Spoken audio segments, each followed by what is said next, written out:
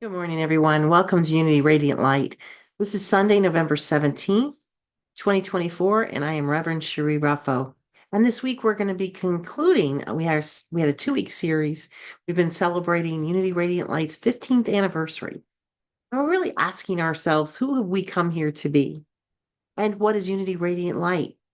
What's our next 15 years or however many years look like to us? Who are we? So last Sunday, when we celebrated our 15th anniversary at Unity Radiant Light, we asked the question, what is Unity Radiant Light here to be on the planet? And we talked about it in fellowship. And in the question is, and what is it for us to do at this time? And we started discussing, do we have a collective vision for Unity Radiant Light? So we asked these questions during fellowship. We really talked about it in depth. And I was really excited because there's a lot of enthusiasm and also us to create meetings and really talk about, what is this collective vision of ours going to look like? And how do we want to show up in the world today, the world as we know it? So we began with, really exploring what a beloved community is. And that's because we're looking at that for Unity Radiant Light. And the beloved community was something that mostly known, Martin Luther King Jr. had talked about creating a beloved community. But it didn't begin there. It began way before then. And really, when we're talking about this, if we're creating this beloved community that is Unity Radiant Light, we know it's a collection of individuals. We're learning how to love ourselves as individuals, also how to love one another, and how we express that in our communities, in our states, around the world, around the planet. So we really, really stopped and thought about that. And we with unity, we always believe we let love guide and bring us together, but are we practicing all those principles? And when we first 15 years ago sat at my dining room table with the initial volunteers and founders, we wanted it to be a place where purpose and passion meet, where we learn about our spirituality and share it together, where we practice and really the principles, we practice them to become the person that we always wanted to be. And with unity is what we call practical Christianity, which means that we live our principles with that. And how can we support our community was a big part of it. How do we show up? It's where our faith and spiritual principles, we realize them and put them, come from a compassionate heart, put them in service. So the key to this is having a collective vision. We have to all come together. We may have different aspects that we prefer over others of this, but we open up to all possibilities and we remain focused on the development of our compassionate hearts because our heart is open to the world. So when we're talking about beloved community and we're talking about the unity principles, we let go of the mind as so much and we come from our heart mind. So we open it up because it really means it's about us finding and opening our compassion to the world. So I know that, with this, I love this quote. Now here is my secret, a very simple secret. It is only with the heart that one can see rightly what is essential is invisible to the eye. So by using our minds, our intellectual minds, we're missing how to really open our hearts. It's very important. And the key to this, the foundation of this, is opening our heart, becoming more compassionate, having empathy for what's happening in the world. The beloved community unfolds as us. It doesn't unfold in spite of us. It doesn't unfold because of us, but it is us. That's the we become it instead of striving and taking all these action steps. The things that we have to do to have a beloved community, but it's as us. So it's a strong attractor too. So once we evolve and really create this foundation that we're working on, it's going to be a strong attractor for others to join the community because people are looking for compassion. They're looking for a place where they feel safe to be authentically themselves. So by having that vision and moving us towards that, we acknowledge that there may be some ups and downs along the way too. We're human, having our human experience, and we may make mistakes, and that's okay because it's part of this process. As long as we keep moving forward and we keep looking at this and really thinking about what it is that we're here to be. So we know that when Dr. King was talking about this beloved community, he was saying that the end is reconciliation, the end is redemption, the end is the creation of the beloved community, is this type of spirit and this type of love that can transform opponents into friends. I love that. And this type of understanding, goodwill, will transform from deep gloom, the old age, to excitement, exuberant gladness of the new age. And this love is going to bring about the change, the transformation that we desire to see in our communities. It's a global vision. And we can all open ourselves up to this, where we're addressing in a beloved community, saying that poverty, hunger, homelessness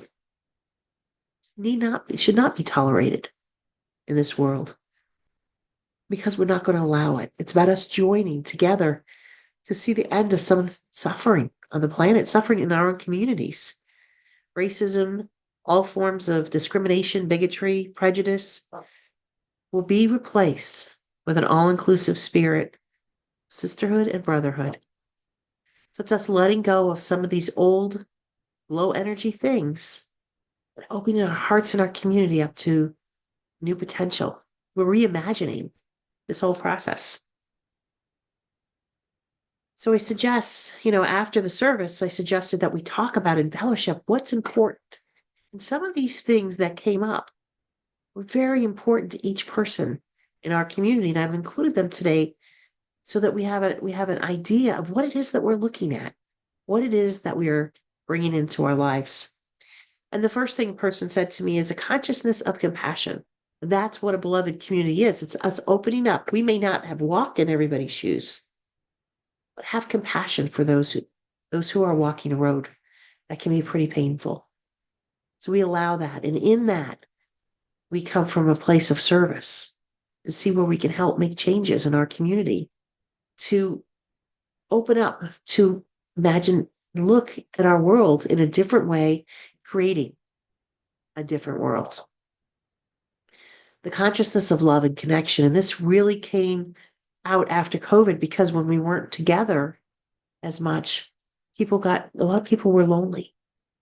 So it's that love and connection and working together on something. This isn't about a minister making a decision or a board making a decision about where we're going. This is about a community coming together, and every person in that community is in agreement and is working. We're working towards creating this beloved community.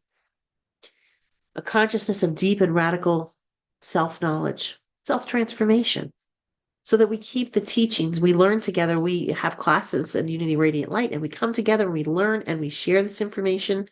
But it's not just in the classes, it's through our shared experiences that we grow, and we have this radical self-knowledge, because this is about our awakening process. Every community can do it. You don't have to be a church or spiritual center, or you can be a neighborhood. You can be whatever it is you want to be. The consciousness of healing, that's always very important in the Unity communities. I mean, Unity was founded on the principles of healing. When Myrtle Fillmore, the co-founder, was told that she only had a few months left to live at the age of 40, she was told to go home and make sure that everything was in order. And she said no. She learned the healing principles, and that's what we teach today, and we follow, so that there was healing. And she lived 46 more years. She had a great life. Consciousness of vision. In a community, we need to have the vision. We need to really be and it needs to be a conscious vision, not one that we're kind of falling into, but one that we have principles that we're open to and that we're creating. The consciousness of gathering of spiritually aware people who seek to deepen their realization through practice, learning, and connection. All of those principles came together and describe what Unity Radiant Light is, and how now we're questioning, how can we become more of that? How can we expand this awareness more into our communities? And especially during the times that we're living through right now, we included the practices of tolerance and acceptance to all people, to people's opinions and beliefs. We have just had a contentious election in the United States, and we also, there's a lot of different belief systems. And unfortunately, a lot of people, have taken up the stance that if I'm right, you're wrong. That can't be in a heart-centered community. We have to have tolerance and openness. We have to practice this. We have to, when someone has telling you who they are and their belief system, listen to them. You don't have to agree. They need to listen to you. You have to understand that there are all different belief systems. The world would be a really boring place if there weren't. So we know that, in this beloved community, we have to have that tolerance and we have to have acceptance. And that includes from what our political beliefs are, to what our skin color is, to what our sexuality is, to, on and on and on. And I think that when we can embrace the diversity and we can grow together, it's going to be a much more interesting and loving community. We've done a great job at Unity Radiant Light the past 15 years with this, and we're doing so well now. But as it becomes one of our guiding principles, then we can open up to it and create an awareness even better to draw in more people. So we know that most, spiritual communities are based on the function of sharing a religious philosophy of life. And we do have philosophy at Unity Radiant Light, but we also, because we accept diverse communities and we believe that all paths lead to God, some roads may be a little windier than others, but that we have an openness to all religious and faith systems, that people are allowed to express who they are in their lives. We want Unity Radiant Light to be a place, and it is currently, of acceptance, a safe place for support for who somebody is. They can authentically be themselves. And think of it like an incubator. We can gain more spiritual awareness and more compassion. And we're not just doing this as a community. It's very, very important that each person do that for themselves. We begin with the inside, the inner workings. Where are our belief systems? How are we showing up in the world? And this way, when we have those and we live those principles, the fifth unity principle is it's not enough to know these principles, we have to live them. And as we live them and express them in our communities and beyond, that people see and feel and are guided to come into our community. So finding and nurturing our compassionate hearts, living from this center, this is the ultimate goal of what we're talking about for Unity Radiant Light, for our community, creating a beloved community. When we realize that, we live it, then we have become a beloved community. We can seek to share with others the journey that we're on. We can see the actualization of the transformation that people are going through, and we can celebrate with them. We can see the transformation that Unity Radiant Light as a collective is, because we all belong to that oneness. And when we start thinking separately, that's when we get in trouble. So we see that this compassion is transcended. It transcends fear, and it moves to what the real truth is, which is divine love. And we are that. We embrace that. We are divine love on the planet. One of the things as we move into this beloved community is fostering an understanding and growing. It's about our spiritual and emotional intelligence. that as that increases in our beloved community, it increases in the whole community and throughout the world. The idea of being compassionate means that we're developing a way of being where we're not for something and against something else. We're developing a place where we are accepting of diversity. So the external things that are happening that are good, we accept them. But we also, social justice is a part of this. And if we see things that are not right, we're going to have a voice in it. We're going to stand up for that.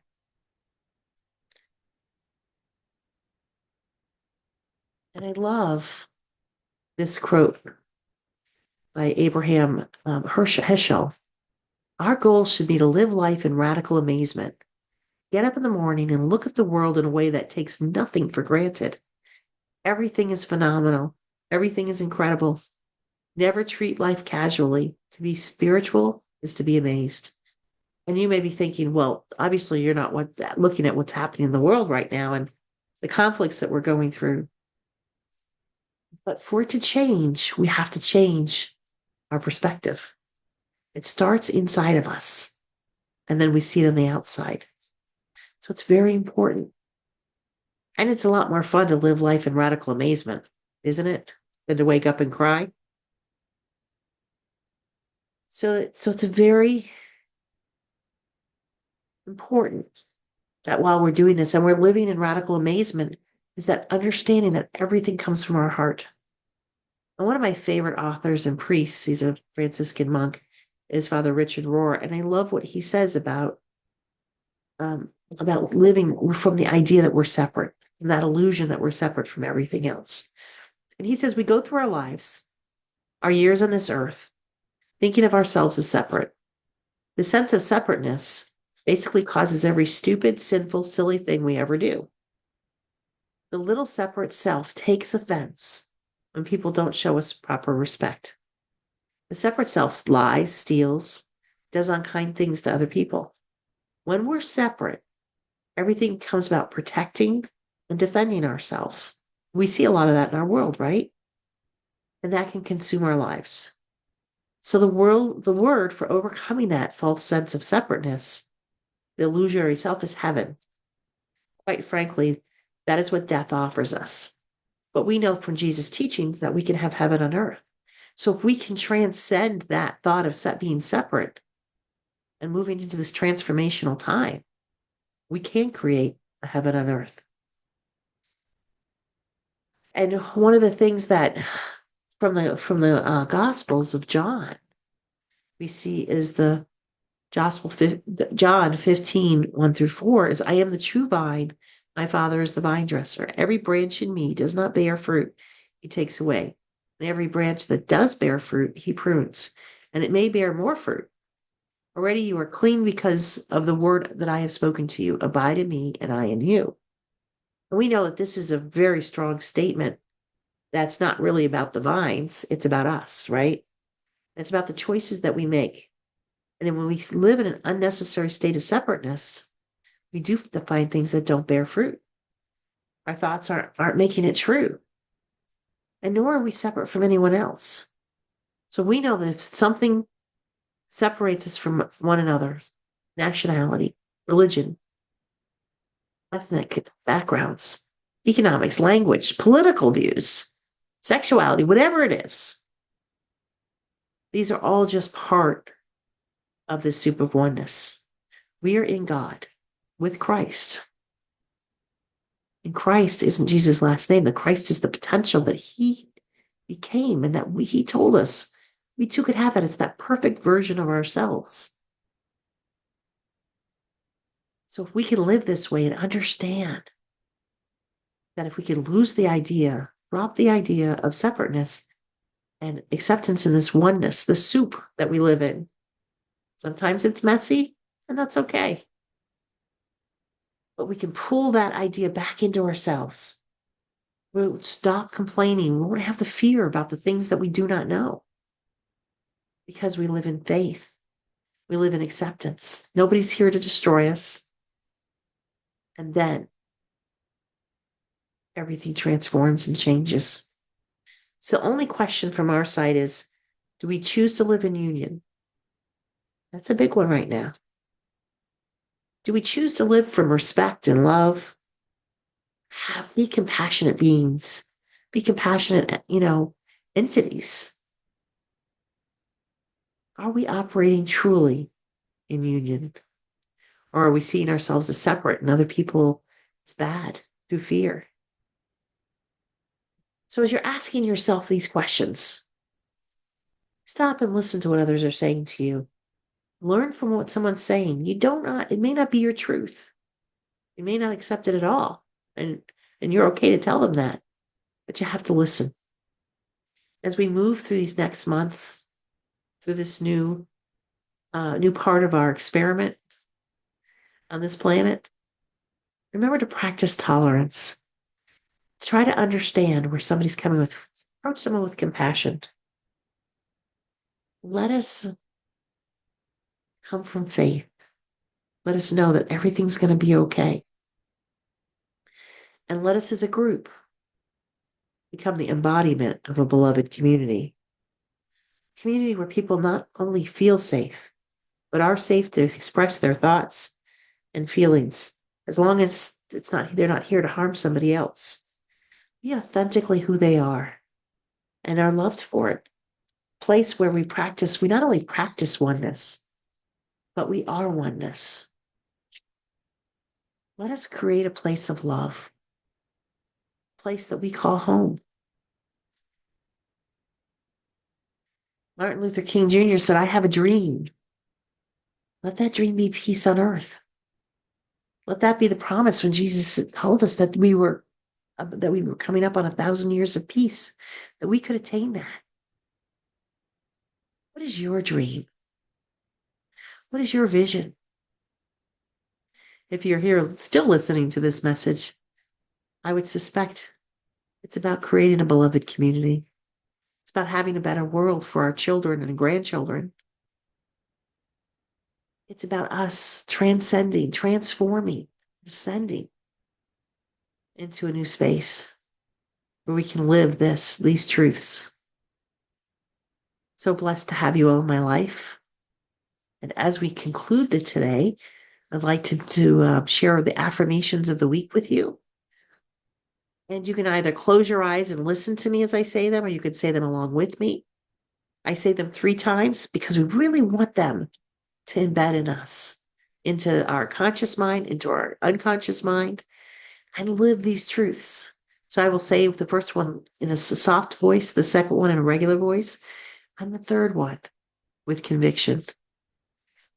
My life purpose is known by my higher self, and every day it is revealed to me effortlessly with grace and ease. I have clarity that I can see and feel about the purpose of my life. I live from the heart and continually open my heart to be love in the world. My life purpose is known by my higher self, and every day it is revealed to me effortlessly with grace and ease. I have clarity that I can see and feel about the purpose of my life. I live from the heart and continually open my heart to be love in the world. My life purpose is known by my higher self, and every day it is revealed to me effortlessly with grace and ease. I have clarity that I can see and feel about the purpose of my life. I live from the heart and continually open my heart to be love in the world. Have a wonderful week. Namaskar. And I'm looking so much forward to sharing more of these thoughts with you and hearing how you are showing up in your communities as compassionate, beautiful beings that you are.